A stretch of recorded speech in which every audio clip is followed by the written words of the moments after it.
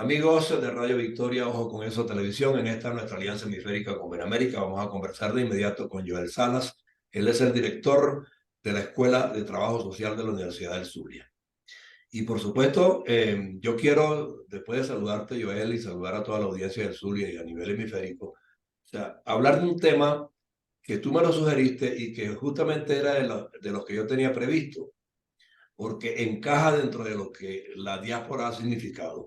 Se ha debilitado de alguna manera el factor lazo social, los lazos sociales entre la familia, entre los compañeros de trabajo. Hay una dispersión imperdonable producto de un sistema de gobierno que nos puso a todos a deambular y a sobrevivir como podamos. Y esto pues está enmarcado dentro de lo que es el trabajo social, de lo que es la unidad de la familia, de lo que es el cooperativismo, de lo que es la solidaridad con el vecino. O sea, todo eso está trastocado. Entonces, ¿cómo llegar en un momento dado a recomponer esto si no cambiamos el sistema político, que es el que ha empujado a estas tomas de posiciones tan confrontacionistas? A ver qué criterios me das tú como docente de esta área. Sí, bueno, buenos días, José Antonio, y a tu audiencia, ¿no? Y agradecido por la invitación. Fíjate, voy a empezar de esta forma para vincular con el tema que estás planteando. En el país existe un gran sentimiento de cambio, pero las posibilidades de traducir el sentimiento de cambio en un hecho real se hacen mínimas. Y se hacen mínimas por las siguientes razones. Una, lo que tú decías en este momento. Hay una huida, una retirada de las comunidades de la ciudadanía frente al hecho político, frente a la agenda pública. Ujú. Es decir, hay además una desconfianza muy grande frente a las instituciones, frente a los partidos políticos, al liderazgo tradicional político, pero peor aún, y eso sí es lamentable y pudiera ser muy inquietante, ¿no? Muy preocupante, quizás también una retirada de los valores democráticos. Eso además lo sumas a un proceso de fragmentación social que se está dando en nuestras comunidades. Hace 30 años comenzamos a estudiar este tema de la fragmentación social en la ciudad de Maracaibo. Para que nos escuchan fuera de Venezuela, Maracaibo es la capital del Zulia, la entidad, una entidad de Venezuela, y aquí se encuentra la Universidad Zulia, Universidad Centenaria. Yo soy director de la Escuela de Trabajo Social, como decía José Antonio. Desde allí, hace 30 años, iniciamos un estudio sobre la fragmentación social en la ciudad que ya veníamos observando, con urbanizaciones que nacían abiertas y se cerraban por razones de temor a la delincuencia, a la inseguridad, y cerraban los espacios públicos, las vías que son públicas, ¿no? El otro era un sospechoso, el otro era un enemigo, por lo tanto fragmentábamos. Se dio además un proceso en el cual notamos 30 años después que esa fragmentación, ese cerrarnos al otro, ocasionó una dificultad muy grande para producir comunidad en estos espacios que venimos estudiando, que creemos además se extiende a la ciudad, ¿no?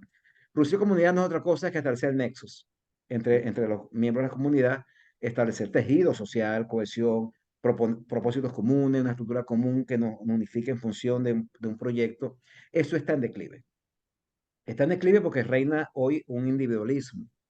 Un estudio reciente que hicimos cualitativo nos decía una de las entrevistadas, es que el ser humano ha perdido el ser humano.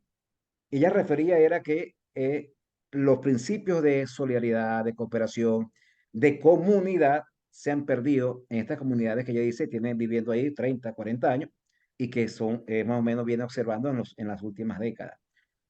Esto impacta, por supuesto, en la transformación política, porque si no hay producción de comunidad, si el ciudadano no está acostumbrado a generar lazos con el otro y procurar proyectos comunitarios juntos, difícilmente puede hacer política. Porque la política tiene que ver con el otro, tiene que ver con la posibilidad de que nos encontremos, con las dificultades que tengamos, con las diferencias que tengamos, pero nos tocó vivir juntos.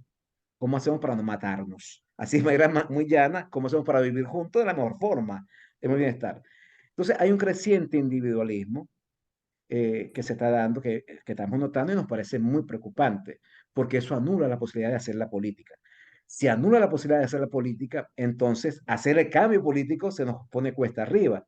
Este es un sistema, digo más, que me entiendas rapidito acá, pero este es un sistema, un régimen que tiene todas las de perder en términos de lo que ha sido su gestión. pero ahí permanece y tiene que ver con estos factores y con partidos políticos nuestros que son muy clánicos, funcionan como tribus, miran mucho hacia adentro del partido, sus intereses y no hacia afuera, si subordinan los intereses de la nación, de toda la sociedad, en función de los intereses del partido. Y así ahí tenemos una gran dificultad nosotros para lograr los cambios en el país. Fragmentación social, individualismo, huida de la ciudadanía, de la vida pública y partidos políticos que la gente siente una gran desconfianza por su liderazgo y por las instituciones. Entonces, así es muy difícil que podamos construir esos cambios. Estoy totalmente de acuerdo contigo, pero hay un factor que yo observo, ¿no? Y lo vengo observando porque, o sea, yo soy de la generación que tú sabes que soy. Y cuando comenzó la política democrática en Venezuela, que nunca la habíamos tenido en la era republicana que tiene el país, en los años de república que somos, solamente esos 40 años de democracia permitieron que de alguna manera los individuos se cohesionaran en torno a ciertas organizaciones. Eran 7, 5, 4. La política se atomizó tanto que se convirtió en un negocio de individuos. Cualquiera tiene una etiqueta política y de ella vive él y sus allegados. Los demás no existen.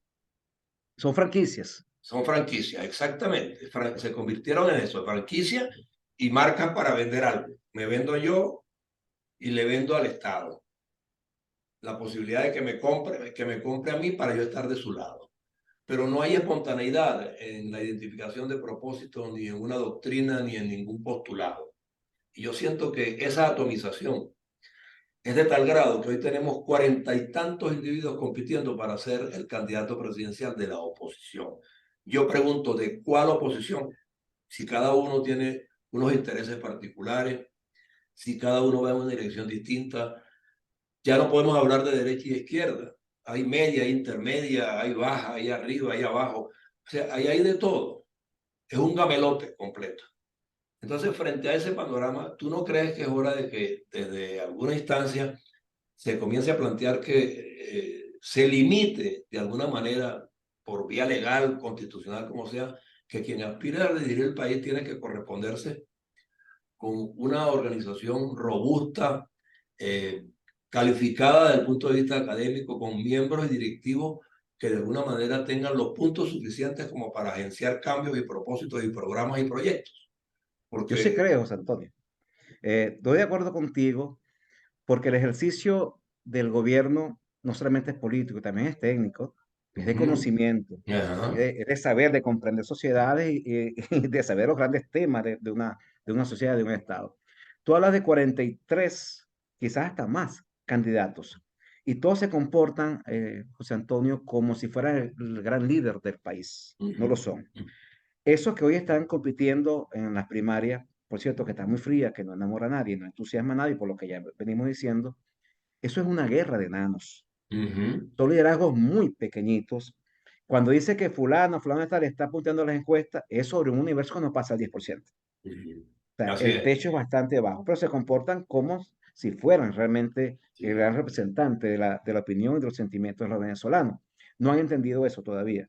Creo que esa forma tribal, clánica de los partidos ha impedido la posibilidad de que podamos realmente generar una plataforma que nos permita transformar el país. Primero lograr el poder, ¿no? Desalojar el poder a quienes hoy están y poder constituir una coalición importante. Fíjate cómo se comportan que María Corina Machado tiene su plan de gobierno, el otro también tiene su plan de gobierno, el Conde. Todos tienen su plan de gobierno. Se supone que esto es una coalición política en la cual se elegirá un candidato único para que pueda competir contra el régimen, pero el plan de gobierno de sociedad se construye de manera conjunta en esa Exacto, coalición. Bueno, exactamente. no, cada quien anda por su lado. O Sí. sea, entonces eso habla muy mal o habla muy bien, es muy elocuente de lo que va a pasar después de la primaria si no entendemos que la única forma de derrotar a este régimen, una condición sine qua non, es la unidad. Sí, porque tú sabes lo que a mí me preocupa, que están compitiendo todos y al final pareciera que todos están en un plan unitario, pero cuando termina el proceso, cada quien se va por su lado y el ganador vuelve a quedar solo. Y entonces todos van a ser sus opositores. Ese es el gran riesgo, por lo que estoy observando, porque además se está compitiendo, no colocaron a las primarias como el candidato, No, que debería haber exacto. sido las primarias para poder enamorar, entusiasmar, reconectarnos con una ciudadanía en la cual abandonamos y hay un divorcio muy grande, sino que cada quien está jalando por lo suyo, incluso en una guerra casi, en una estrategia casi de enemigos, ¿no? Unos Sí, contra los otros. Y no de, bueno, en un plan de cómo hacemos para que podamos realmente construir esa salida o esa fortaleza que requerimos para derrotar un régimen que vino para quedarse para siempre. Eso son aspiraciones, ¿no? claro, No podemos negar el carácter autoritario y además de permanencia en el poder y vocación que tiene el régimen. claro. Ahora, eso va a pasar si la sociedad venezolana deja que eso ocurra. Y como estamos haciendo ahorita con estos liderazgos políticos y esta dirigencia política y como estamos ahora en la sociedad venezolana frente a la política, pareciera ser que ellos van a estar un rato más allí. ¿Cómo evitarlo? Creo que hay que recuperar la política. Sí, no, desde luego, hay que cambiar el sistema, es que del resto no lo podríamos hacer. El punto crítico yo lo siento en lo siguiente, este, cada quien por su lado, o sea, no conduce a la unidad. Tú no ves que se reúnan para discutir un programa de gobierno que lo presenten entre todos y que lo vayan a defender juntos. Esa es la dificultad que tenemos. Entonces, si cada uno tiene su programa y no se sienta con el otro, de alguna manera, a que esos programas se imbriquen y formen un solo proyecto, o sea, va a ser imposible. Y yo te lo reitero porque yo conocí el Pacto de Punto Fijo.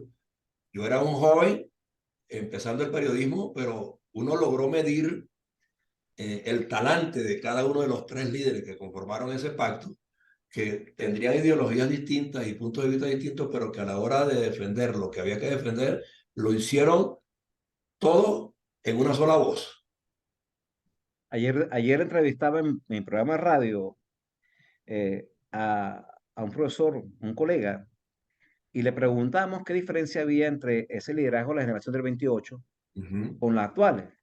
Y él decía, bueno, una característica fundamental es que aquella generación, yo creo, dice él, está dispuesto a dar su vida por el proyecto democrático. Exacto. No solamente son negocios, como Uh queriendo descalificar por acá. Entonces, creo que falta eso. Nos falta, José Antonio, una utopía -huh. social sobre la cual luchar, Uh -huh. una utopía de sociedad en la cual podamos consensuar, que nos ponga a discutirla, a negociarla, a acordarnos, a confrontarnos, a hacer la política. Por eso digo, hay que recuperar la política porque la política nos lleva a eso. Es decir, una de las ideas fundamentales que está en crisis, por supuesto, como que de la modernidad, es la idea del progreso. Ajá. Entonces, linealmente siempre íbamos a estar mejor, por lo tanto, construíamos en función de eso. Posponíamos las ratificaciones presentes para que podamos vivir mejor en el futuro. Hoy no tenemos nosotros ese debate, pensemos en esa sociedad que queremos, qué tipo de Estado queremos, qué tipo de sociedad queremos, cómo será la economía nuestra. Es decir, no lo estamos haciendo, por lo tanto no estamos haciendo la política. Mientras esto ocurre, estos liderazgos nuestros políticos, que tenemos representantes en las regiones, gobernadores, tenemos alcaldes, el Estado, el gobierno venezolano, yo digo el Estado, porque es realmente el Estado, ni Es siquiera es el el gobierno nacional, Estado, sí, es el exacto. Estado, cada día recentraliza Uh las -huh. competencias regionales, cada día se hace más centralista. El maridaje perfecto para autoritarismo es el centralismo. Uh -huh. Y aquí ocurre desde el mediados de los 90 sin que un dirigente opositor diga, esta boca es mía. Entonces, cada vez se hace más robusto el Ejecutivo Nacional con el control. No hay contrapoder, tiene todo el control de todos los poderes. De paso, en detrimento, por supuesto, de las regiones, los municipios. El federalismo en Venezuela, José Antonio, ha sido siempre una nominación. Nada Decía más. Abril Caría, decía Abril Caría, la historia nuestra ha sido Estado centralista con membrete federal. Es decir, solo Sí, sí. aparece desde el inicio de la República en la palabra federal, pero realmente ha sido un Estado centralista totalmente. Quizás tuvimos un acercamiento al federalismo, finales de los 80, principios de los 90, con la reforma del Estado, pero hoy toda esa historia ha sido revertida a favor del centralismo y, por supuesto, en detrimento de las regiones y los municipios. Sí, no, Hoy tampoco decimos un paso de eso. lamentada descentralización que propició Carlos Andrés Pérez en su gobierno, o sea, que inclusive de alguna manera permitió que se crearan corporaciones regionales, y me acuerdo Corpo Zulia, Corpo Oriente, Corpo no sé qué cosa. Bueno, y a través de esos organismos se empezaron a diseñar una cantidad de planes y programas a nivel regional que de alguna manera apuntalaron el crecimiento de algunas regiones en concreto. Yo recuerdo que se llegó inclusive a crear zonas industriales en Anzoátegui, en Carúpano, en Táchira, en el Zulia, en Aragua y en Carabobo. Zonas industriales bien concebidas, bien robustas, bien diversas, y llegaron a alcanzar un nivel hasta de exportación de productos, y que no los teníamos, sino solo el petróleo. Es correcto. Y eso de alguna manera se resquebrajó nuevamente. Sí, vivimos con quizás a finales de los 80, en el periodo de Carlos Andrés Pérez II, Carlos Andrés Cap II, Sí, vivimos dos procesos importantes para las regiones. Uno de la desconcentración, que son las corporaciones que estás mencionando, que aun la competencia seguía estando en el centro, pero había expresión regionales de esos organismos, de esos ministerios.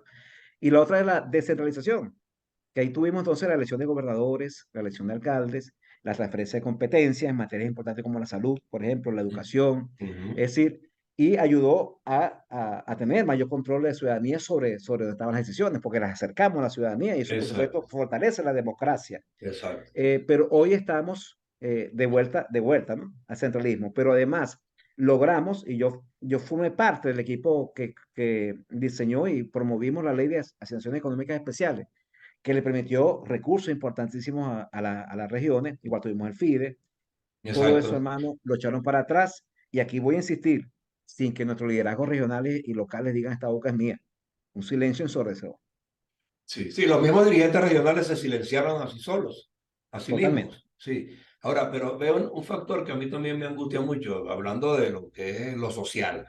Eh, yo siento que mucha gente dejó de identificarse con los organismos que eran clave y que le servían de manera bien específica a la familia, las universidades, la academia.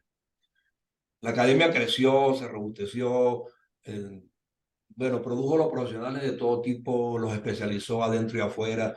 Había inclusive convenios con universidades del exterior y estábamos súper actualizados desde el punto de vista docente y tecnológico. Pero comenzó una etapa en la que la universidad era vapuleada, atropellada, y las familias no salían a defenderla. Solo los muchachos dentro del recinto, pegando gritos, quemando caucho. O sea, pero eso se fue desvaneciendo a tal punto que la ciudadanía empezó a perder el valor que tenía que darle a la academia, y la academia se quedó sola. Y hoy todavía lo estamos viviendo. Hoy estamos, por ejemplo, viendo que en la Universidad Central de Venezuela hay una pelea a cuchillo por alcanzar cargos, pero no hay calificación, y la sociedad civil tampoco se pliega a la lucha universitaria.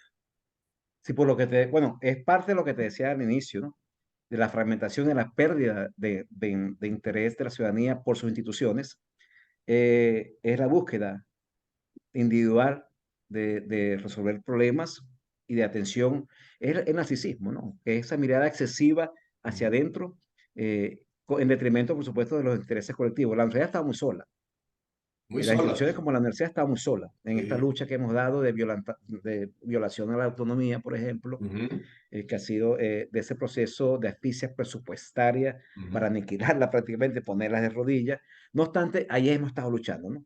Y hay este momento un reflote importante, a pesar del declive que tuvimos, hay un reflote importante que lo estamos viendo con el crecimiento de la matrícula, con las recuperaciones de espacios y de presencia de la universidad en la sociedad. Por cierto, tenemos pasado mañana una política de extensión, una actividad de extensión bien interesante en toda la ciudad.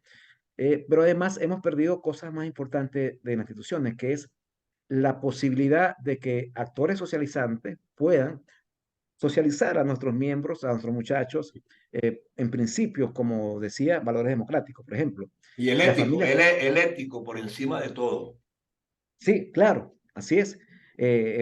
Cuando yo hablo incluso Porque tú sabes que de me la angustia a política, mí, que yo veo jóvenes que se ponen una franela partidista hoy y mañana tienen otra. Eso ya va desdibujando un tanto el valor doctrinario de la política como tal. sí, la cultura política nuestra, y eso ya no es chavista ni es oposición, es cultura venezolana, Sí. es criterio que tengo yo, es que la política es para resolverme algo yo personalmente. Ujú. Y donde esté la posibilidad, ahí voy a estar. Entonces, por eso salta de talanquera, soy de aquí, soy de allá. A mí me entrevistaron, José Antonio, unos muchachos de ciencia política de una universidad acá del estado. y porque dirigí una campaña a diputado, y una campaña que fue exitosa. Y me fueron a preguntar sobre cómo fue la cosa, ¿no? Cómo fue el proceso.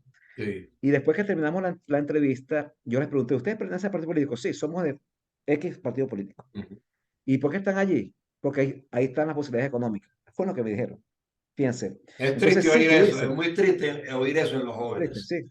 Cuando debería ser, oye, yo quiero acceder al mercado de trabajo con esta profesión, con esta especialización y no con la Así es. política, que es lo que andábamos buscando en el momento en que la democracia estaba solidificada, pero se perdió el rumbo, de verdad. Nos vamos a estar claros que el mismo sistema democrático que creamos, allí mismo empezaron las distorsiones y las Sí, flaquezas, ¿entiendes? tenemos que estar claros además que la democracia, si bien tuvo unas virtudes muy importantes, por ejemplo, permitió que la gente no se muriera de mengua, ¿no? Para Sí, empezar, o sea, el sí. desarrollo en salud fue impresionante en esos, Digo, digamos, 25 primeros años de lo que después el chavismo llamó la podrida democracia. sí. Educación también, También, un inmenso aporte, ¿no? servicios, ¿cómo no?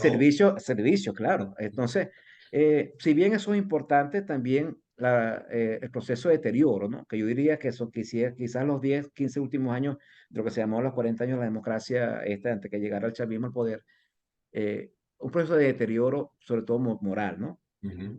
Ético, la corrupción en los partidos, la corrupción misma administrativa, la corrupción de los gobiernos, es decir, como dice un poeta que no recuerdo ahorita el nombre, este grupo le envileció el alma al pueblo, porque no solamente era que eran corruptos, es que hacían que el pueblo participara de una manera en esto. Entonces, por eso Ujú. que la cultura nuestra tiene grandes taras, ¿no? La cultura política, digo. Una es Sí, la corrupción, terrible.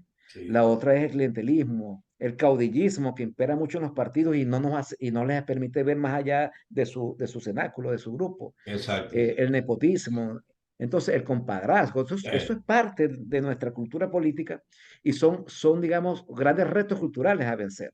Hoy el reto es cultural, es de sí. ideas, ¿no? Es la ¿Cómo idea, vemos sí. nosotros las cosas y cómo No, vemos los demás? y no es venezolano nada más, Joel, no es venezolano nada Esto más. sí, Mira, correcto. por eso nosotros en estas plataformas estamos empeñados en darle una proyección hemisférica, porque es que todos nuestros países, en América Latina sobre todo, se parecen enormemente en estas conductas y en estas aberraciones. Entonces, la idea pues es que aquí podamos de alguna manera desarrollar planteamientos formativos, didácticos, de ciudadanía, de gobernanza, de manera que las nuevas generaciones comiencen a aprender de allí, porque nosotros sí tenemos algo que decir, aunque en algún momento dado fallamos, pero por lo menos que entonces ellos comparen y saquen las mejores conclusiones, porque a ellos es a quienes les va a corresponder enderezar estos entuertos, no a nosotros prácticamente, sino a los jóvenes. Y si Estamos de no, salida. nosotros estamos de salida, si estamos entregándole al testigo, pero queremos Sí. entregárselo, oye, con unas argumentaciones que son probables y son probadas, ¿no? Y son Mira, José probables Antonio, para seguir arrumbando el rescate de la libertad y la democracia, que es el valor fundamental que no deberíamos perder nunca, ¿no? Sin eso no vamos a encontrar progreso en ninguna parte. yo estoy en una cruzada y me alegra lo último que has planteado en estas últimas palabras, porque estoy en una cruzada pedagógica. Yo sí Exacto, creo que el proceso es pedagógico, es exacto, educación, en ciudadanía, en valores políticos. exacto, Tenemos que romper con esas taras bueno, que nos inhabilitan para poder transformar una sociedad.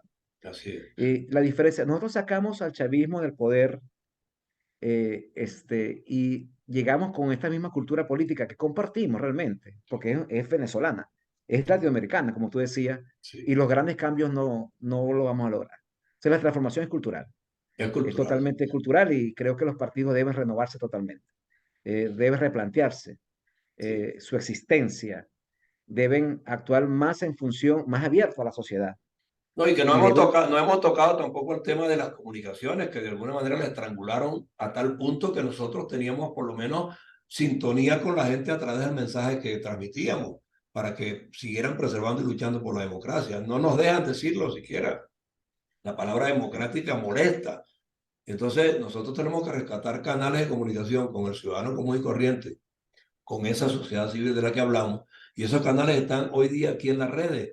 Por eso yo creo que con todo lo que uno encuentra en las redes, que hay cuanta cosa chabacana o no, nosotros tenemos que imponer una plataforma y por eso yo digo que nuestras plataformas Radio Victoria o con esa televisión nacieron con ese objetivo. Y con decirte que uno de mis primeros programas se llama Itinerario Académico, que lo comencé con el ex vicerrector Genaro Mosquera de la Universidad Central de Venezuela. Porque nos hemos planteado que dentro de este bosque de cosas que hay en las redes, nosotros tenemos que poner una plataforma que se diferencie, buscando que aquí se establezca de alguna manera un contenido que marque la diferencia y que vaya en esa dirección pedagógica de la que tú hablas y de formar al ciudadano pues en procura de su propio bienestar, el de su familia y el de la colectividad en general. Y eso no se hace sino siendo persistente, siendo constante y trayendo aquí a esta plataforma a los ciudadanos con mejores valores, sea del sector público, o sea del sector privado, o sea del sector académico. Pero tienen que venir aquí para que el mensaje comience a posicionarse, cale y empecemos a trabajar en esa dirección. Coincido plenamente y me alegra haberte conocido, José Antonio, porque comulgo perfectamente con todo lo que estás planteando. El uso de las redes sociales para poder educar, para poder Sí, establecer los grandes temas, porque es que además tenemos mucha basurita, ¿no? En las sí, redes. sí, Yo recuerdo, yo tengo unos amigos que echan mucha broma. Yo me decía que mi programa era el Valium, que dormía la gente porque eran temas muy complicados o académicos y tal. Y que para que me pudieran escuchar tenía que ser programas banales, ¿no? sí, Temas banales. Y yo no, yo tengo una gran responsabilidad claro. y la asumo por salirme de esas basuritas que prevalecen, de esa banalidad, de, de esa frivolidad De esa con frivolidad. que No, y que está en los docentes como tú y los tantos que yo he logrado atraer aquí y en los comunicadores sociales. Somos las dos profesiones que nos corresponde, de alguna manera, construir los mensajes en esa dirección, constructivos, positivos, enaltecedores y que rescaten los valores fundamentales del hombre y de la sociedad en general, porque sin ellos no van para ninguna parte. ahora yo creo, yo pensé que estaba más solo en esto y No, conversaba hay que mucha gente conmigo en esto. Yo por eso yo tenemos te... que vincular, ¿no? Vincularnos un Sí, poco más, sí, y generar esa plataforma para que podamos ser más efectivos y llegar a más gente, ¿no? Pero fíjate que ayer conversaba con una directora del Consejo Legislativo del Estado Zulia, porque ellos me invitaron a dar una charla sobre federalismo y centralismo. Y ella me dice, quiero hablar contigo, porque no queremos que sea solamente para los diputados y nuestros trabajadores, queremos que sea para juventudes, para comunidades, para que el discurso pueda ir más allá, el mensaje pueda ir más allá. Fíjate que hay gente también pensando en eso. Sé que necesariamente establecer un vínculo o una estrategia pedagógica de información entre tanta desinformación que tenemos en este no, y momento. aquí vamos a tocar el tema económico, el tema financiero, cómo administrarse, cómo emprender, cuáles herramientas utilizar.